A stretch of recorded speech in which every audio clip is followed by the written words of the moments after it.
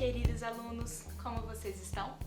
Bom, para aqueles que ainda não me conhecem, meu nome é Larissa Terra e eu sou professora de língua portuguesa. E no vídeo de hoje nós vamos falar sobre as 5 características do agente da passiva.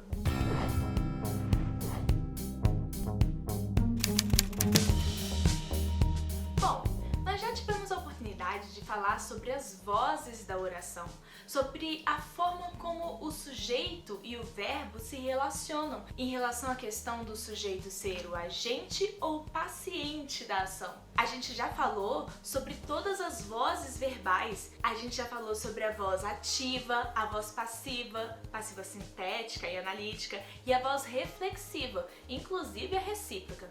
Se você ainda não assistiu a esses vídeos, eu vou deixar os links aqui na descrição desse vídeo de agora. E gente, aproveita e já se inscreve no canal e ativa o sininho, que aí você vai saber quando que um vídeo novo é publicado. Também já deixa logo o seu like aqui neste vídeo, ok? Então vamos lá, sem mais delongas. Primeira característica vai ser a função.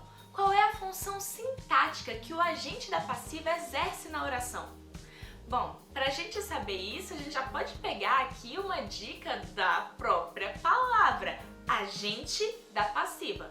A oração na voz passiva, nós já sabemos, é aquela em que o sujeito sofre a ação verbal, certo?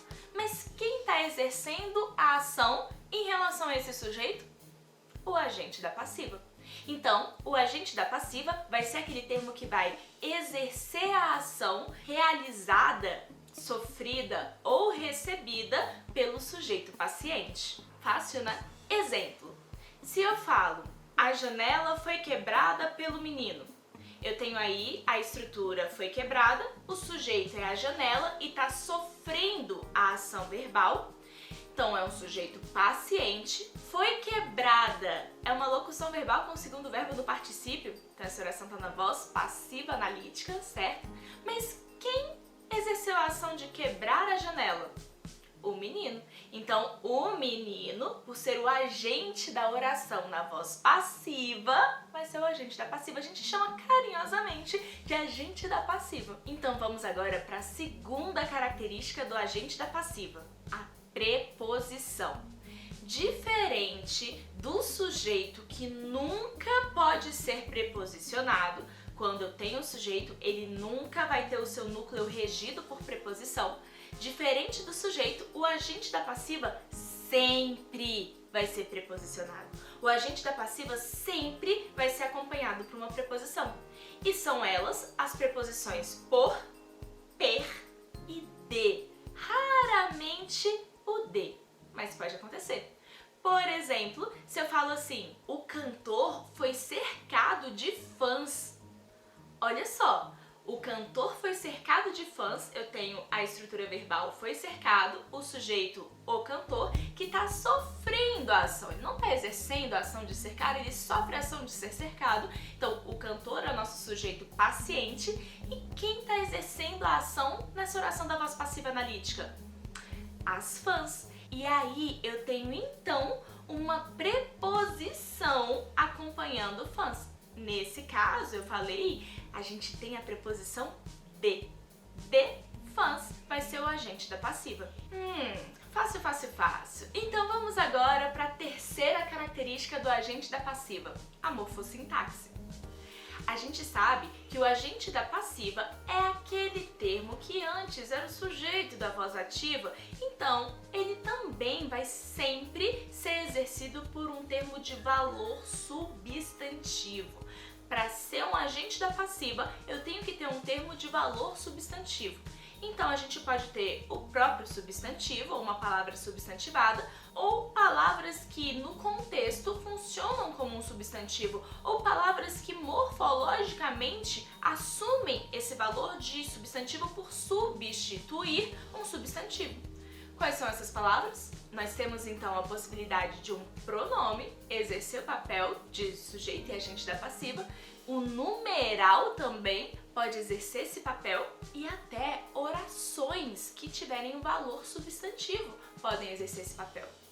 Como a gente está falando de período simples, não vamos falar por enquanto de orações. Mas, se você quiser saber sobre esse conteúdo, a gente tem uma playlist só de orações subordinadas. E lá eu falo sobre as orações substantivas. Vou deixar o link aqui também. Um exemplo do agente da passiva sendo exercido por um pronome. O meu canal foi criado por mim. Olha só, foi criada a estrutura verbal, o meu canal é o sujeito, um sujeito paciente porque ele está sofrendo a ação, e o agente, nesse caso, nessa oração, vai ser o por mim, o agente da passiva.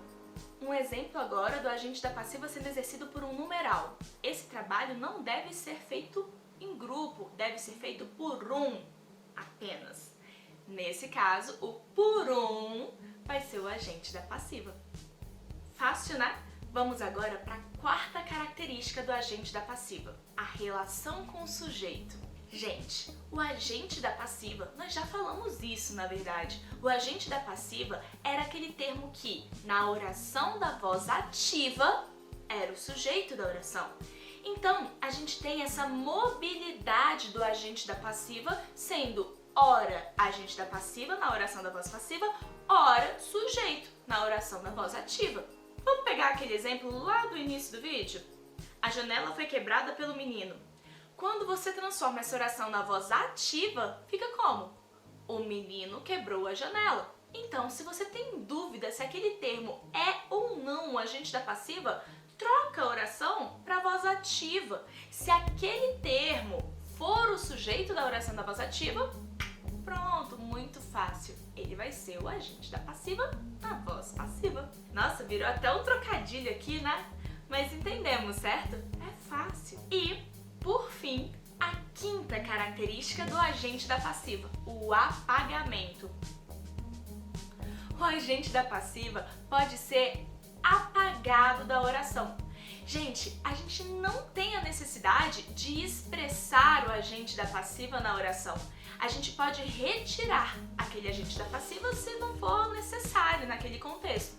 Inclusive, quando a gente tem uma oração na voz passiva sintética, é muito raro, pelo menos na coloquialidade, é muito raro a gente ter a inserção do agente da passiva. Na voz passiva sintética, o mais comum é esse apagamento. Quando você fala, vende-se casa, quem está vendendo essa casa? Qual é o agente da passiva? Você não coloca, a gente apaga esse agente. Tô falando agente, mas vocês estão entendendo, né? Vamos lá, lembrando ainda, e agora vai um plus. Agente, quando eu falo de nós, é agente separado. E agente, quando eu falo do agente da passiva, é agente junto. Fácil, né? Queridos, eu sei, a jornada é desafiadora, mas a gente não precisa ir sozinho. Vamos juntos. Então, até o próximo vídeo. Aproveita e se inscreve no canal se você ainda não é inscrito, deixa um like nesse vídeo de agora e compartilha esse vídeo com alguém que você acha que vai gostar desse conteúdo. Tchau, tchau!